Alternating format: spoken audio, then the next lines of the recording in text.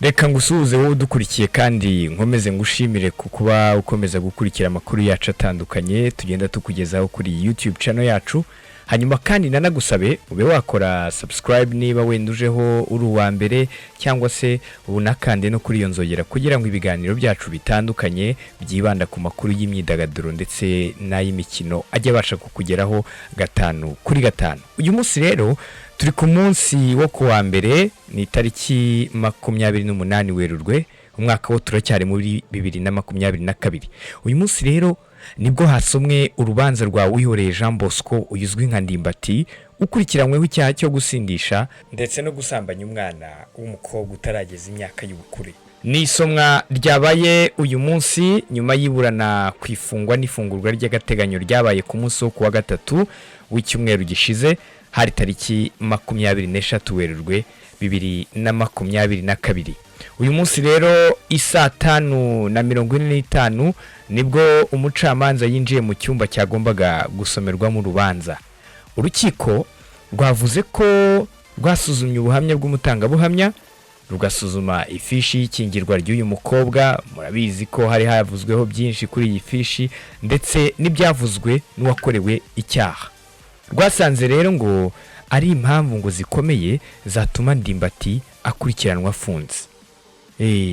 Nyuma rero yo gusoma ukwiburanisha ryagenze, umucamanza yasomye umwanzuro urukiko rwafashe nyuma yo gusesengura ibyavuzwe n'impande zombi, ndetse umucamanza ko hari ibyashingiweho bihagije bituma Ndimbati akurikiranwaho icyaha cyo guhohotera umwana ukiri mutoya.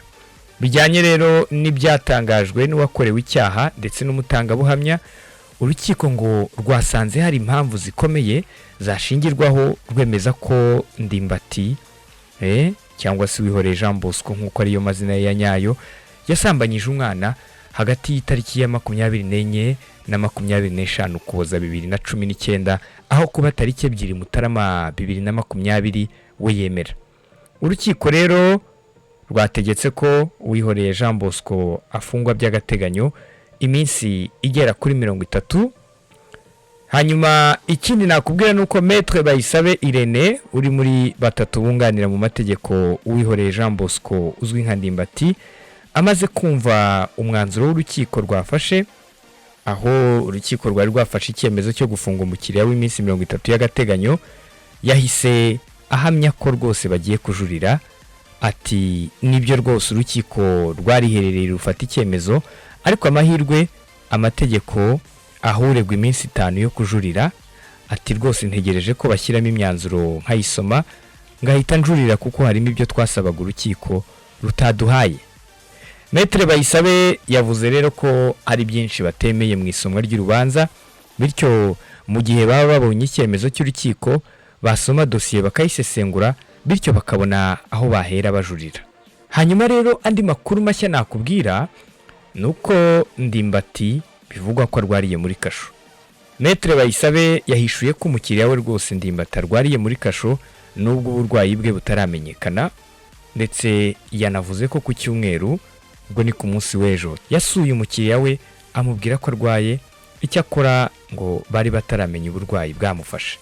Ati rwose ku cyumweru naramusuye turaganira ambwira ko yumva arwaye. Ati rero ubu nibwo ngiye kumusura kugira ngo mubwire icyemezo cy'urukiko wenda ndebe nuko ameze.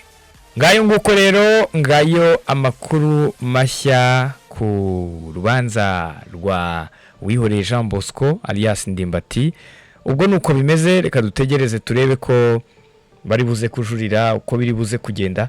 Turaza gukomeza kugenda tubibakurikiranira, hanyuma dukomeze tubagezeho amakuru atandukanye. Hanyuma rero mbibutse ko mwe mudukurikiye mushobora no gusura urubuga rwacu rwa wa_yegob_rw, aho ushobora rwose gusangaho inkuru zitandukanye, breaking news, inkuru ziri kuvugwa hirya no hino mu myidagaduro ndetse no muri siporo. Rwose amakuru ya mbere ari kuvugwa ahantu yasanga ni kuri yegob_rw. hanyuma kandi ushobora no kuba ukunda uturirimbo dutoranyije neza tumeze neza, ukaba ufite internet ihagije, ushobora no gusura website yacu ya wa3.yegob.com, hanyuma ugasangaho radiyo. Dufite radiyo rwose ibivuga 5/5, hanyuma ukajya ubasha kudukurikirana umunsi ku wundi. Reka rero mbifurize kugira ibihe byiza. Abakunda amakuru yacu mukore subscribe, ni inkunga ikomeye, ndetse mukandi no kuri iyo nzogera, hanyuma tujye tubasha kubagezaho ibiganiro byacu bitandukanye umunsi ku munsi. Mugire ibihe byiza rero, ubwo reka dusubire ubutaha.